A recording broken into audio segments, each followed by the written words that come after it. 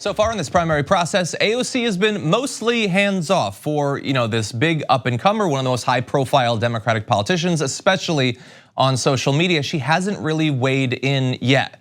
And I don't expect that in general, in terms of endorsing, she'll do that soon. But she did weigh in. She came out and she threw some punches, but in response to one of the primary contenders on the Democratic side throwing punches of his own. And so this was Pete Buttigieg. So in the days leading up to this debate, which is coming later tonight, he decided to attack a couple of the different candidates. And the first is Elizabeth Warren. So he criticized her on her fundraising strategy of, at the very least now, focusing on small dollar donations, and said, we're not going to beat Trump with pocket change. And so this is a criticism that she has faced now that she has apparently made clear, although we'll see about raising money only from those sorts of donors during the general election. A lot of the normal do things the way they've always done Democrats are saying, no, you need to raise as much money from as many billionaires as possible during the general election. That is the only way you will be able to contend with how much money Trump will raise. And Pete Buttigieg appears to be one of those people. That argument sort of falls apart when you realize that he didn't raise nearly as much money as the two candidates who did focus on the pocket change. He got beat by the pocket change. But on top of that, before we get to the response, it wasn't just Warren. He's going out there swinging. So against O'Rourke made news recently for implying that churches' tax exempt status could be taken away if they discriminate based on sexuality and these sorts of things. And so to that, Pete Buttigieg said, I get it. He needs to pick a fight in order to stay relevant, which is not just a disagreement, but a fairly condescending one there. And look, Buttigieg is polling better than Beto O'Rourke. I guess they're both trailing the frontrunners by a significant amount. And it's funny to say that O'Rourke is only doing this to stay relevant as Pete Buttigieg is attacking the other candidates to stay relevant. But you know what, projection's a big thing, very popular these days. And so he's attacking both of them. AOC steps in and defends both Warren and O'Rourke, saying first, small dollar grassroots campaigns, AKA what Buttigieg insults here as pocket change, out-fundraise him by millions. Our nation's leaders should be working to end the era of big money politics, not protect it. And Beto's gun policy isn't picking a fight, it's taking a stand. Now, this is not AOC endorsing these candidates. It would be ridiculous if she endorsed two, and I've seen nothing to imply, especially in the case of O'Rourke, that she's likely to endorse him. But she does feel like she needs to stand for her values. And in this case, I mean, you might think that Beto went too far, and perhaps he did. He does sometimes. He likes to get in the moment in these little debates and stuff. But it's not like many of these stances are coming out of nowhere when it comes to gun violence, for instance, when it comes to these sorts of things. This is something that he's been talking about for a long time, for all of his other problems.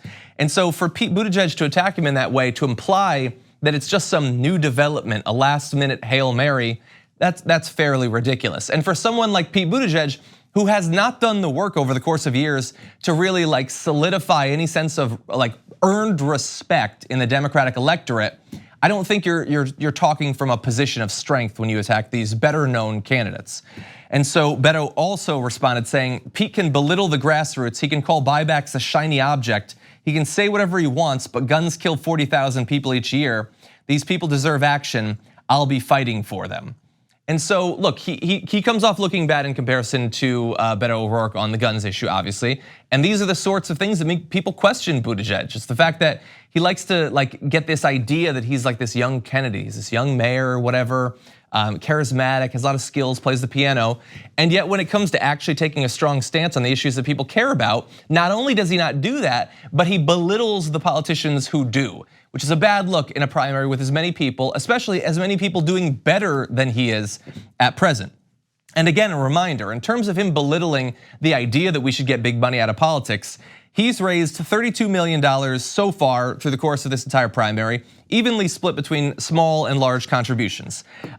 Both Sanders and Warren raised more than Buttigieg in the third quarter of 2019. That's 25 and 24 million to his 19 million. And they got theirs almost universally, far more, especially Bernie, from small dollar donations. So look, you can have fears about the general election or whatever. He's a centrist, he's going to have those fears. He falls into that sort of groupthink. But attacking the people who have successfully rallied hundreds of thousands and 1 million people in the case of Bernie Sanders to donate to his campaign is not just belittling the candidates, it's belittling the people who make up that movement.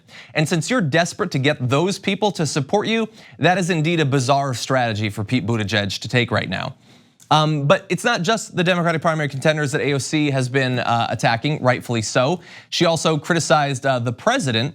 So she had been tweeted at her, I'll say it, AOC's frequent crying only reinforces the stereotype that women are too emotional for politics. This is over her trips to the border, her talking about climate change. These are some of the most important crises that face us. Her being criticized for that seems a bit bizarre, and so she responded saying, Trump sexually assaults women, impulsively allows Kurds to be murdered, boosts videos of shooting journalists.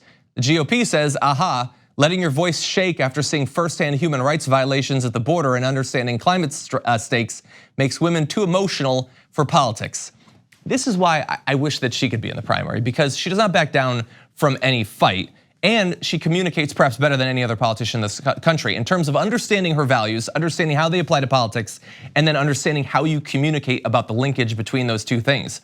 And she can do that against critics on the right. She can do that against Democrats running in the primary. She can handle all those fights while also putting forward bold proposals of her own, including her anti-poverty program that we broke down just a couple of weeks ago on the show.